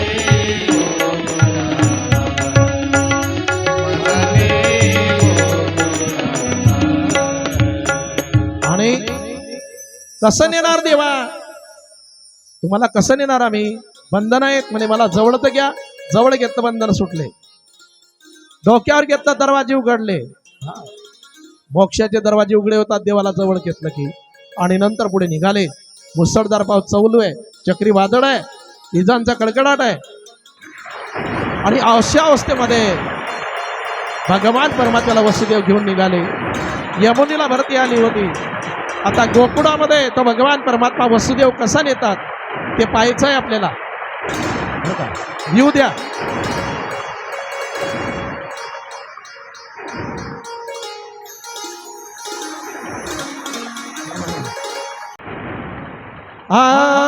आ गया आ गया आ गया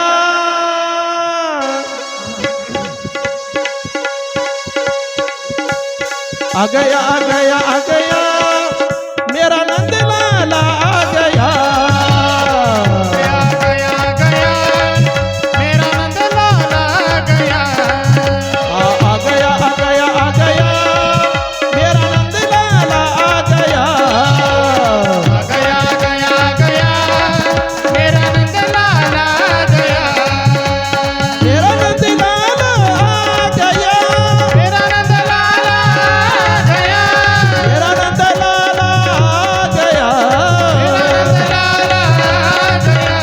मेरा नंदलाला गया मेरा नंदलाला आ गया नंदलाला गया आ गया आ गया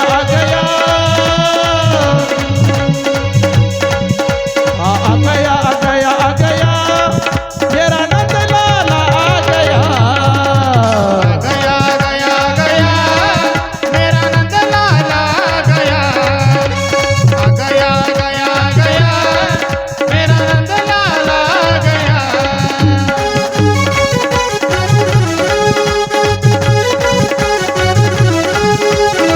ताली वाजवा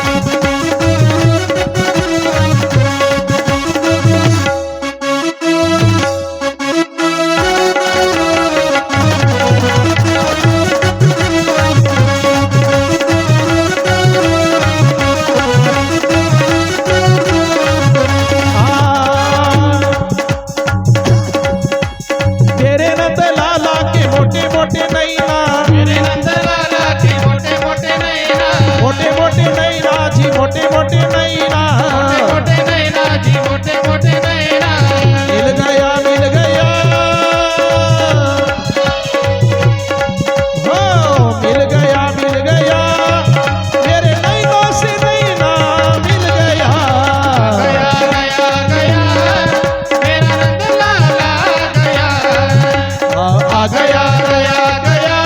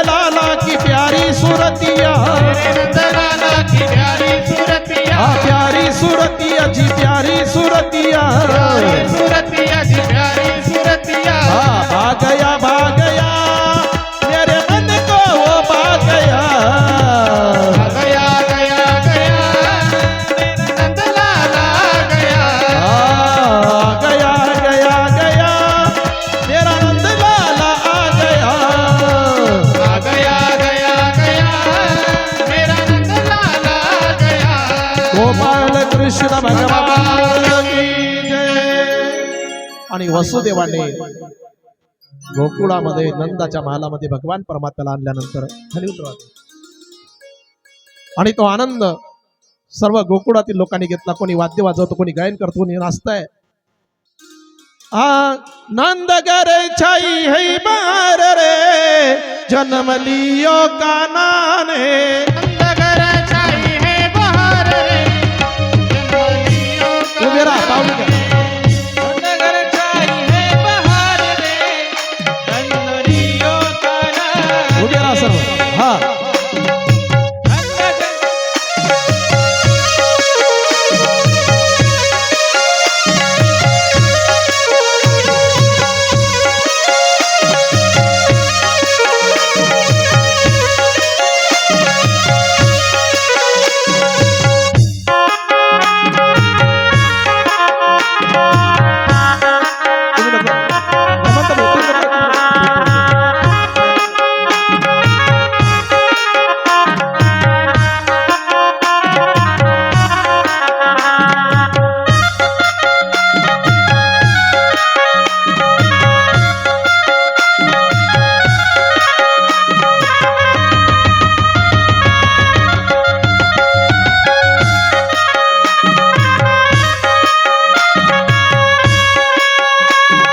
झूमो रे सब नाचो गाओ.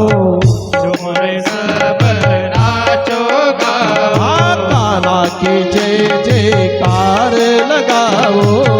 काना की जय जयकार लगाओ. लीनी नजरिया उतार रे, ओ लीनी नजरिया उतार रे जन्म लियो काना ने.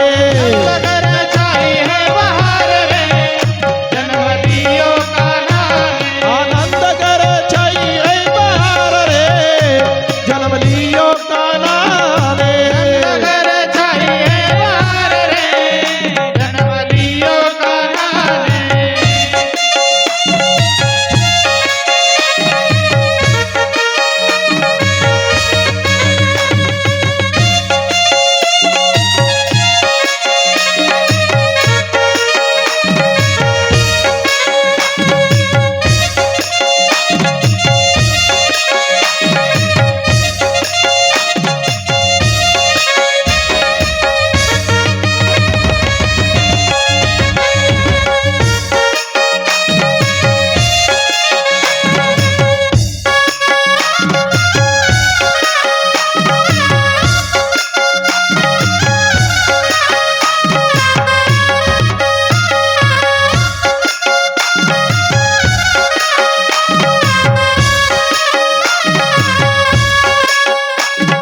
चांदी के पलना में सोए नंद लाला.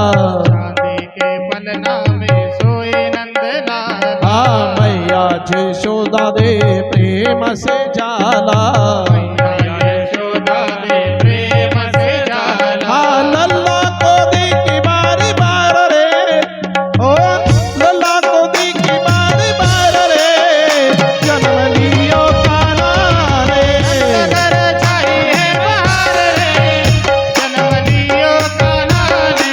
नंद घर छाई है बहार रे जन्म लियो काना रे.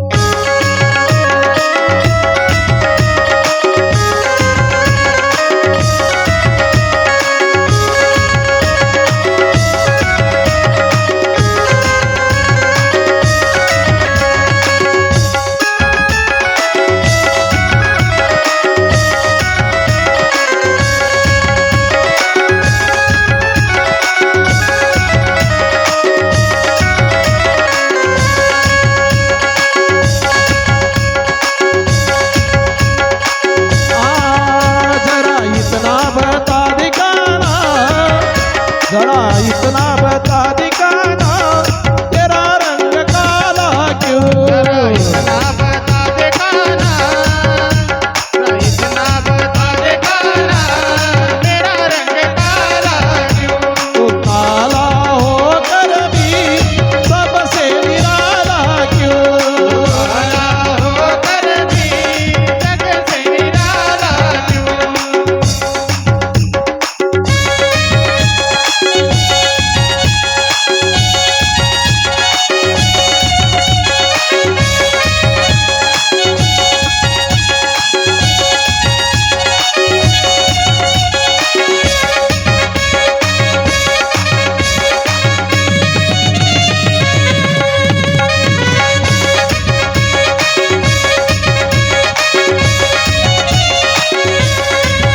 किती सांगू मी सांगू कुणाला किती सांगू मी हो किती सांगू मी सांगू कुणाला आज आनंदी आनंद झाला आज आनंदी आनंद झाला आनंदी आनंद झाला, आनंदी आनंद झाला.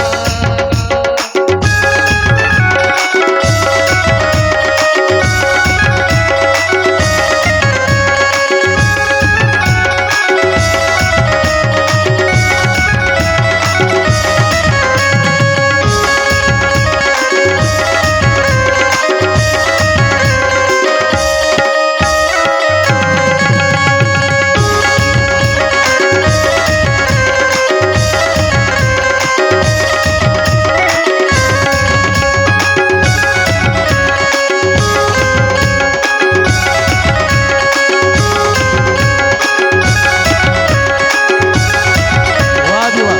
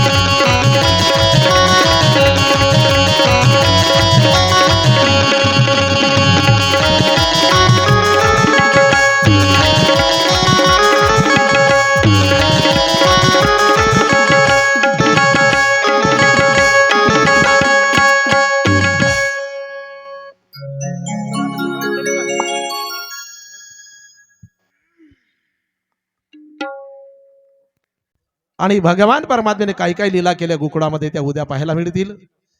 उद्या पहिल्या सत्रामध्ये गोवर्धन पर्वताचं पूजन प्रसंग आणि दुसऱ्या सत्रामध्ये भगवान श्रीकृष्ण आणि रुक्मिणी माता यांचा विवाह सोहळा आपल्याला पाहायचा आहे. तरी भगवान श्रीकृष्ण आणि रुक्मिणी माता यांचा विवाह सोहळा असाच आपण झाकीसहित करायचा आहे. तुमच्या पद्धतीने एक मुलगी कृष्ण बनवा, एका मुलीला रुक्मिणी बनवा. उद्या सुद्धा असाच आनंद घ्यायचा आहे आपल्याला. आणि आनंद खरा इथंच आहे, संसारात कुठे आनंद आहे. म्हणून उद्याही रुक्मिणी आणि कृष्ण सजवायचं आहे. सुंदर झाकी सजवली, एकदा यांच्यासाठी टाळी वाजवा. आता आरतीसाठी सर्वांनी उभं राहायचं आहे.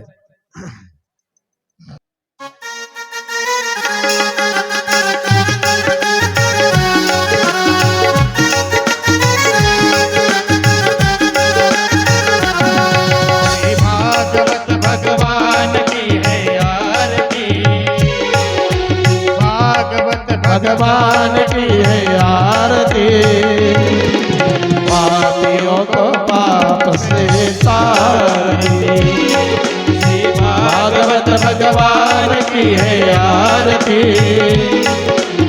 पापियों को पाप से तारती. ये अमर ग्रंथ, ये मुक्ति पंथ, ये पंचम वेद निराला, नवजोत जगाने वाला, नवजोत जगाने वाला, नवजोत जगाने वाला. हरि नाम यही, हरि नाम यही, नाम यही, हरि नाम यही, हरि नाम यही, हरि नाम यही. हरि नाम यही जग मंगल की आरती पापियों को पाप से तारती भागवत भगवान की है आरती पापियों को पाप से तारती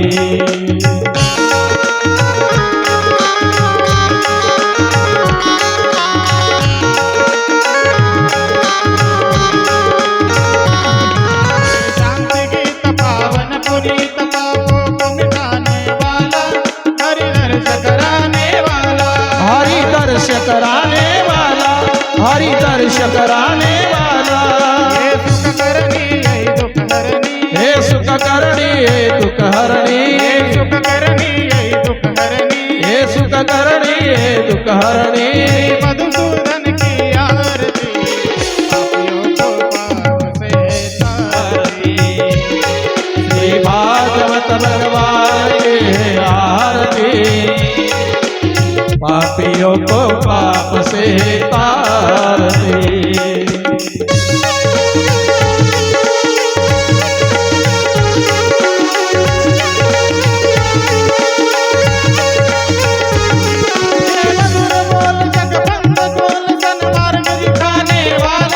बिगड़ी को बनाने वाला बिगड़ी को बनाने वाला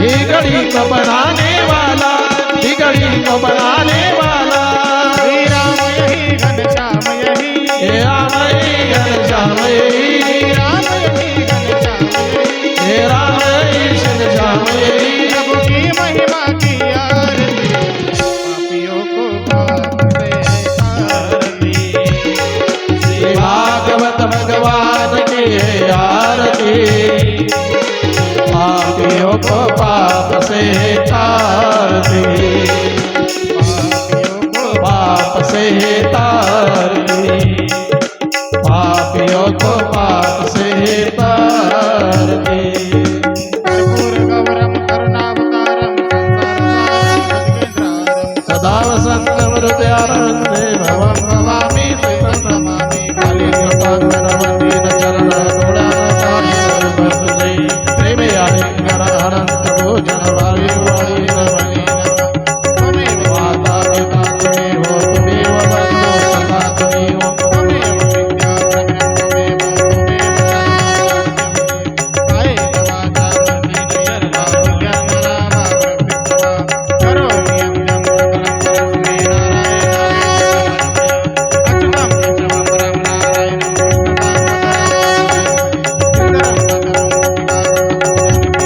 हरे राम